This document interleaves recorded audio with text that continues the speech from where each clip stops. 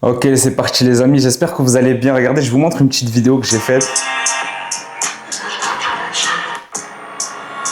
Voilà. Là, j'ai filmé en gros. Je suis en train de configurer ma future voiture. Et j'ai voulu poster un contenu sur TikTok. La vérité des vérités, c'est que en filmant ça, je me suis dit, mais merde, mais qu'est-ce que je fais en train de clipper un TikTok pareil? Ça me ressemble vraiment pas. Mais quand j'essaie de filmer une vidéo courte, je galère. Donc je me suis dit, tu sais quoi, tu vas faire une vidéo longue et tu vas documenter tout ton parcours, toi qui t'ambitionnes de développer une personal brand autour de l'IA, parce que mon vrai métier c'est l'IA. Je crée des agents IA, j'aide aussi euh, les gens à utiliser l'intelligence artificielle, donc je déploie des formations IA. Et là, mon ambition, justement, ces derniers mois, c'était de travailler mes croyances limitantes pour pouvoir me lancer officiellement à 100% sur les réseaux sociaux. Dieu merci, en remontant sur Paris, là je suis dans le sud, mais j'habite sur Paris, j'ai rencontré de très très belles personnes, je me suis entouré de gens, et au final, maintenant, aujourd'hui, à l'heure actuelle, depuis 4 semaines seulement, il y a que des créateurs de contenu autour de moi, tout naturellement, franchement, j'ai pas forcé. D'ailleurs, une très belle rencontre dédicace à Wall Street, avec qui on a organisé un événement, etc., sur le personal branding, justement, et l'IA.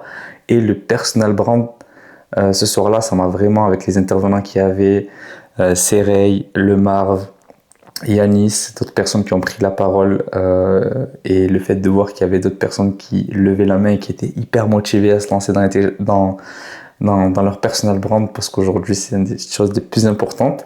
Je me suis dit, tu sais quoi, vas-y, c'est parti, il faut que tu passes à l'action. Avec tous les conseils qu'on a, ce qui va faire la différence sur le long terme, c'est le passage à l'action. Donc je sais pas vraiment c'est quoi faire de la personal brand, je sais pas vraiment ce que c'est, mais s'il y a une chose que j'ai compris, c'est être le plus naturel possible et tout naturellement documenter sa vie. Donc en plaise à ceux qui peuvent me suivre et me donner de la force, et en déplaise à ceux qui n'aiment pas le contenu, mais je pense qu'ici on est tous bienveillants, et donc première vidéo, je la poste comme ça, c'est parti, sans montage ni rien, parce qu'en ce moment j'ai vraiment pas le temps, mais vraiment pas le temps. Mais il faut passer à l'action, donc faire est mieux que parfaire. Let's make it happen. De toute façon, on va être régulier sur les prochaines années, sur les prochains jours, les prochains mois et les prochaines années. Et je ferai un feedback d'ici à 2025, décembre 2025 et mi-juin 2026, donc dans un an, 6 mois et un an.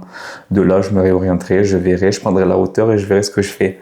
En tout cas, à chaque fois, et ça je dois me l'avouer à moi-même, et vous l'avouez par la même occasion, à chaque fois que je me suis dit let's go, c'est le début d'une aventure, j'ai merdé les gars. J'ai merdé, j'ai fait et puis j'ai abandonné, tout simplement parce que quand je me lançais, je n'y croyais pas à 100%. Et ça vient potentiellement, vraisemblablement, d'un manque de confiance en moi que j'avais. Vous voyez la caméra avec laquelle je filme là, c'est une Sony ZV, hein, je l'ai payé 800 € il y a 5 ans.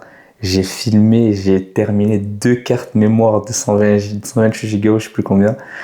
J'ai filmé des voyages, moi en train de couper les cheveux dans la rue à des SDF, à des inconnus, en me baladant avec ma mallette sur Paris, dans différents villages de France. Je me suis filmé en train de faire des défis tout à fait loufoques, de partir à l'autre bout du monde avec un sac à dos sans billet aller, sans retour pour Bali. Je me suis filmé avec mes amis en train de partir à Malte, ma vie à Madrid. Malte, on a fait un koh, je sais plus comment ça s'appelle. On avait appelé ça Malte Hess. Mais en tout cas, on faisait du stop. On faisait des défis, mais vraiment, c'était... Je l'explique peut-être mal, mais c'était vraiment le One Life à cette époque. Bref, j'ai tout filmé, j'ai jamais rien posté, que ce soit aussi mes aventures au niveau business. Je lance une SMMA, je lance mes premiers e-com il y a 5 ans déjà. Je documente ma vie en tant qu'étudiant frustré en école d'ingénieur qui détestait ça et qui avait envie d'arrêter chaque année parce qu'il ne voyait pas, il ne trouvait pas sens, je ne m'épanouissais pas, j'avais l'impression de perdre mon temps, c'était trop lent. Bref, j'ai tout filmé, je n'ai jamais rien documenté malheureusement. Pourquoi? Parce que je pensais qu'il fallait d'abord être parfait, qu'il fallait d'abord que je débarque sur les réseaux sociaux avec la Lambo, avec la vie de rêve. Et aussi, j'avais des craintes liées à mon physique. Vous voyez, nez crochu, oreilles décollées. Et puis, donc, dans ma jeunesse, à l'époque, j'ai été moqué en réalité. Mais je prenais ça très à la légère, je toujours gardais le sourire, mais en vrai, ça m'impactait, sincèrement.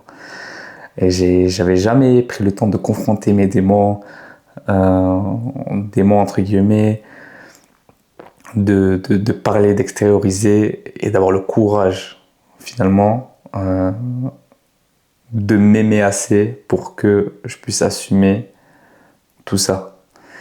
Donc voilà, on a travaillé sur nous tout au long de ces dernières années. Et petite anecdote, je me souviens, alors je ne sais même pas pourquoi, mais là je me livre. Je me souviens, je devais avoir 15 ans ou 16 ans, j'étais en seconde. Je rentre de chez moi, c'était en 2016 je crois, si je ne me trompe pas, où je devais être en troisième, donc 2014. Et à cette époque, c'était, je sais pas si vous vous souvenez, avec Mister V, etc. C'était la clique du Whoop Game. Bref, c'était incroyable. Je kiffais trop ces vidéos-là. J'étais un petit rigolo à l'école. C'était la carapace que je m'étais forgée pour éviter qu'on se moque de moi. Donc je me moquais aussi des gens, malheureusement. Très léger, très très léger, vraiment. J'étais pas harceleur. Mais je rentre chez moi. Une après-midi, je finis assez tôt l'école, je pense qu'il faisait bien jour, il faisait très beau, donc ça devait être mars, un truc comme ça. Je mets une vidéo du Whoop, je kiffe, mais vraiment je kiffe. Et là, je me suis dit, waouh, j'ai envie de faire ça. Et d'un coup, je me suis mis à pleurer. Et ça, je l'ai jamais vraiment dit, j'ai éclaté en sanglots, tout seul dans ma chambre. J'ai pleuré, et il y a une phrase que je me suis dit, jamais tu ne pourras faire ça parce que tu as un gros nez.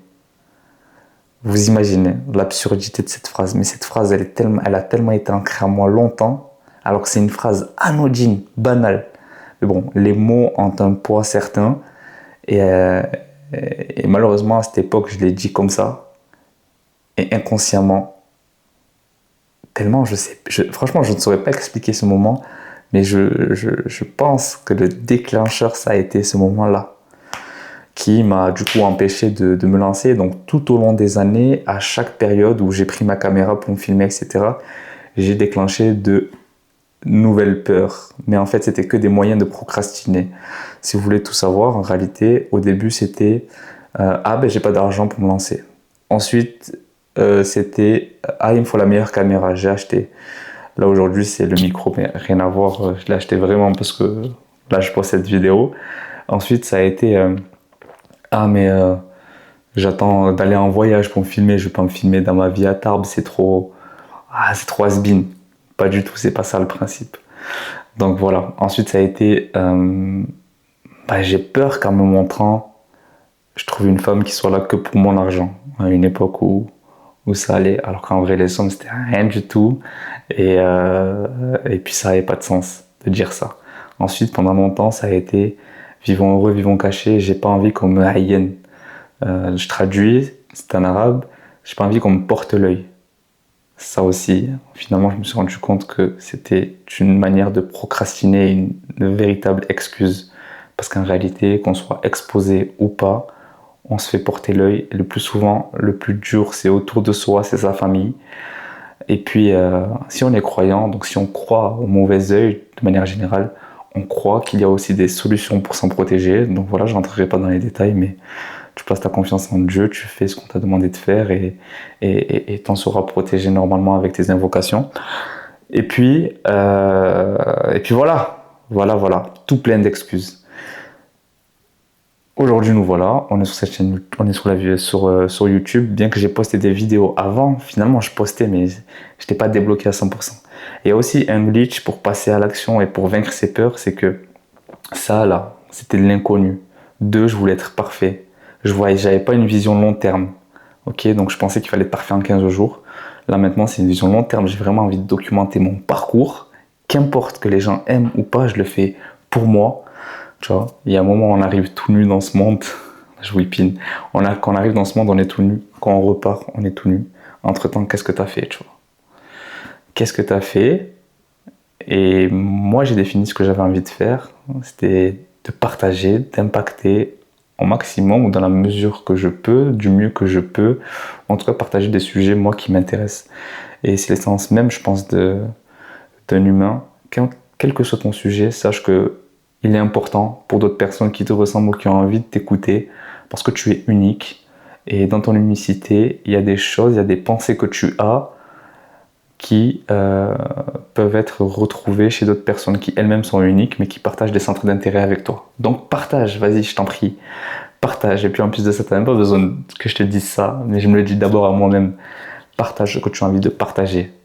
Et foncièrement, fondamentalement, j'ai vraiment envie de partager, retranscrire des choses, ma vie, bien que banale elle soit, ou toutes les expériences que j'ai pu vivre ces dernières années. Parce que j'ai passé des steps mentalement, quels qu'ils soient, tu vois. Et aujourd'hui, on va tout repartager. Donc, si tu veux rejoindre l'aventure d'un gars qui se lance et qui va faire des gros chiffres cette année, je l'espère, dans le business, dans l'IA, qui va développer sa personal brand dans l'IA et qui parle de sa vie au général et énormément de mindset et de confiance en soi, alors rejoins-nous. C'est Walid Cash. Cette fois, on va parler de manière cash, sans langue de bois. Et puis, je nous souhaite vraiment à tous de réussir en 2025 et de vivre vraiment, mais vous savez, de manière apaisée. Apaisé, ça veut pas dire j'ai de l'argent, ça veut pas dire je suis en sécurité. Apaisé, ça veut dire juste je fais ce que je veux à 100% et je casse, tu vois, je casse les putains de barrières mentales. Toutes les barrières qu'on se met dans la tête, toutes les limites auxquelles on croit qui sont en vrai dérisoires. Mais bon, si on y croit, c'est qu'elles ont été là, mises dans nos têtes de manière consciente ou inconsciente et que forcément, on peut les débloquer. Jamais, jamais, jamais je ne me serais imaginé parler de sujets comme ça en face d'une caméra, de sujets autant aussi personnels. Et vous savez, ça fait du bien finalement, c'est une thérapie. Mais toutes les fois où je prenais ma caméra, où j'étais vraiment comme ça naturel, je me suis dit jamais je vais poster ça. Et souvent où je me suis dit je vais poster, vous pouvez voir mes dernières vidéos, je parle pas beaucoup, je suis juste en train de courir parce que pour moi c'était un moyen de vaincre ça et de passer à l'action pour poster. Et où en réalité, j'ai pas honte de le dire, je me crée un personnage pour pouvoir parler d'un sujet en particulier. Ou pour justement, je me disais que j'étais pas assez bien pour pouvoir parler de moi et de ma vie. Donc ça m'a toujours poussé dans ma vie à être expert dans plein de sujets pour pouvoir parler d'un sujet en particulier. Et je pense que finalement, ça n'a pas été mauvais. Mais voilà, restons naturels, partageons et faites ce que vous avez envie de faire, les amis. Cette année est la vôtre. Si vous avez envie de la vivre à 100%, vivez-la à 100%, d'accord? Et si vous avez des interrogations, si à un moment donné, quand j'ai dit ça, quand j'ai dit cette année est la vôtre, vivez-la à 100%, vous vous êtes dit oui, mais, j'aimerais bien, mais je le ferais, mais uniquement si j'avais ça. Si ça, c'est arrivé là, à l'instant même où tu écoutes ces mots, note-le en commentaire.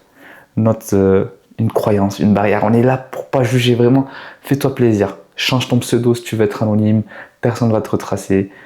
Partage ce que tu as envie de partager. Et ça me permettra de faire potentiellement une vidéo à ce sujet où tu auras quelqu'un qui y répondra. Et ça pourrait te débloquer, en tout cas je l'espère. Ne désespérez jamais, jamais, jamais.